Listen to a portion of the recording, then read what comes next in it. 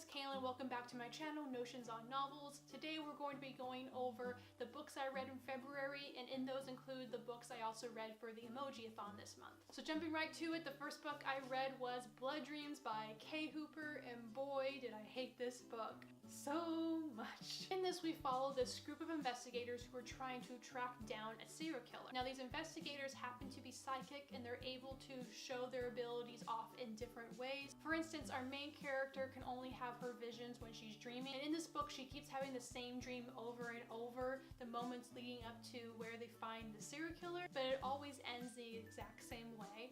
However, something is always a bit different every time she dreams, and we have to rehash this dream I don't know how many times. The point I'm getting at is that it's so redundant. This whole book is redundant. We have to talk about how their psychic abilities work so many times, to the point where as a reader you're thinking to yourself, look, I get this. I understand what's going on. Why do you keep talking about it? It doesn't make sense for the characters to keep talking about it because they've grown up with these powers or been around these type of abilities their entire life. So the fact that they're dumbing it down for the readers just gets pretty frustrating. And the crazier thing is that this is the 10th book in the series. I didn't know that going in, but now that I do, I can't imagine what it's like for someone who's been reading the series all the way throughout. I mean, that must be so repetitive for them. I just can't imagine. My second biggest gripe about this is the chapters that are from the serial killer's perspective. Now this might be a totally unfair comparison, but when I was reading from his chapters, it felt like I was reading torture porn in a way.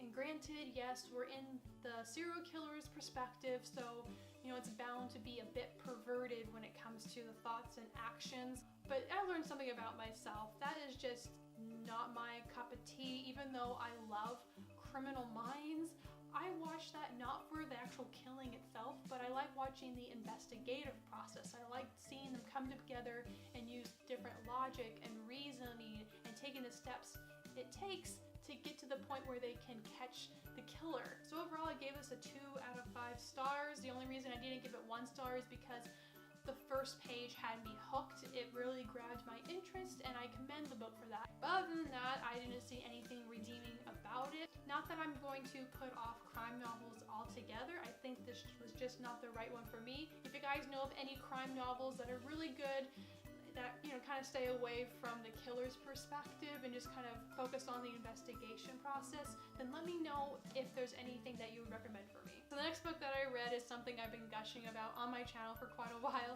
and that is Daughter of Smoke and Bone by Laini Taylor. I know I've been pretty vague about the summary on this, but I think that's what you need to do going into this. All I can say, it's a great fantasy, and there's this awesome female friendship that I don't think I mentioned before, but it is top notch. To see these two girls interact is such a refreshing read. I haven't read enough books that have strong friendships in them. For a lot of them, you know, it's mostly romances with some friends on the side. But in this one, that's not the case. And I really appreciated Laini Taylor writing about it. And the next book I read is Keen's Cage by Victoria Aveyard. This is the 3rd book in the Red Queen series. A lot of people didn't enjoy the first book, Red Queen.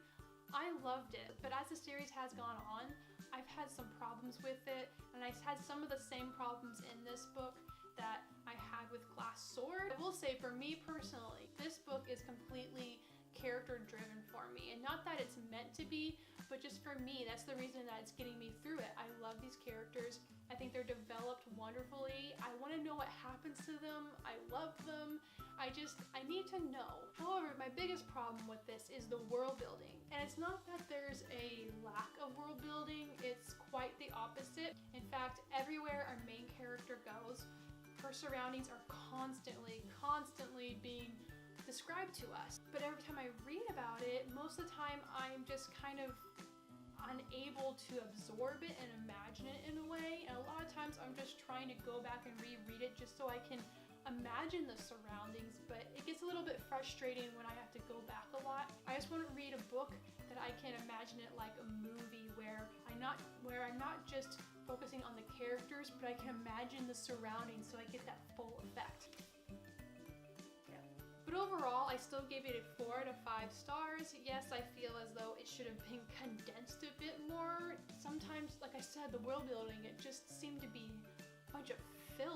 like I said, the characters are what draw me to this series. I need to know how it ends up, so I will be finishing this series, but I also recognize some faults in it. And next is a magical book that everyone's been talking about, and that is none other than Caraval by Stephanie Garber. This book was so good. We follow this girl named Scarlett. She writes the creator of Caraval for years, asking him to bring his magic show to her island where she and her sister live. Her letters go unanswered for years, but then the last letter he answers, and he invites both her and her sister to his magic show. And that's when things get crazy because her sister goes missing, and this whole game is revolved around finding her sister. And the main thing I loved about this book is the fact that you're just as lost as Scarlett is. I can't tell you how many times I read a book where you know what's happening, you know what's going on, you're just screaming at the character like, please just open your eyes, it's right in front of you.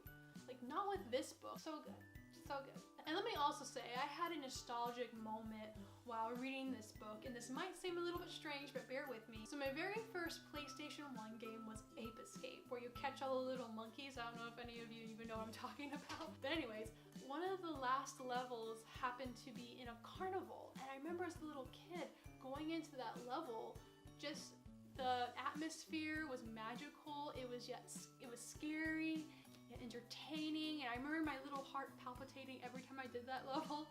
And I got the same feelings while reading this. But yeah, it's a great time. I think it's worth all of the hype that it's getting. I definitely recommend this one, and I think it's part of a series or a trilogy or duology. I don't really know, but I know there's another book coming after this. So the next book I read this month, it's one that I didn't even know about until recently, and that is Reina Shadows by Sophie Jordan. So this is a Rapunzel retelling, and in this we follow our main character, Luna, who's been trapped away in this tower her entire life for 17 years. And she's with the people who saved her after her real parents were killed. And her real parents happen to be the king and queen, and the man who killed them took over the throne. But technically, Luna is the rightful queen, but she's been stuck in her tower mostly because in this world there is only 1 hour of light and the rest is darkness. And while it's dark, there's these monsters that roam around, and it makes it extremely dangerous for Luna to even leave the tower. There is a characteristic that we learn about Luna about 40 pages in. I didn't know about it going in, but when I got to it, it impacted me, and I thought it made the book just that much better. So I'm not gonna say what it is, but there is something else about Luna that I haven't told you yet. Overall, it's a great adventure. There is a love story as well, and it can be seen as insta-love / insta attraction more so. And to me, it makes sense. We have this girl who's been hiding out for 17 years. The only people she's ever known are the two who saved her. So it makes sense that when a boy comes along, she all of a sudden has those feelings and is a little bit obsessed because she's never had a chance to explore these types of emotions. And I think it was done in a really cute way, and it didn't bother me at all, even though I'm not one for insta-love. In this, it worked. They're so cute, and I love Luna. She is a great heroine. I think that she really brings a lot of depth to the story. Love this. I gave it a 5 out of 5 stars. It's a duology, so I'm definitely gonna be picking up the second book. So some of you might be thinking like, hey Kalyn, during your emoji-a-thon, you said you were going to read the first Harry Potter book. And I did, but I didn't finish it till March 1st because I forgot that February only had 28 days, so it threw me off completely. But you know what? March 1st is close enough. I'm gonna count it. Oh my goodness, it was so good. What have I been doing my entire life? I love Harry and his little gang. They're so cute. Their friendship is just precious. I'm sure all of you have already had all these thoughts already, but I just need someone to talk to about it because I loved it so much. And I don't like to regret things in life, but I must say that not being part of the Harry Potter fandom and all the hype it was getting early on is something that I'm gonna regret. I really am. I was there for the Twilight, the Hunger Games, the Divergent. I'm just missing Harry Potter, and it's something that will stay with me the rest of my life. Alright guys, so those are all the books I read in February. Comment down below, let me know which ones you've read so we can talk about them. Hope you have a good rest of your day. Until next time.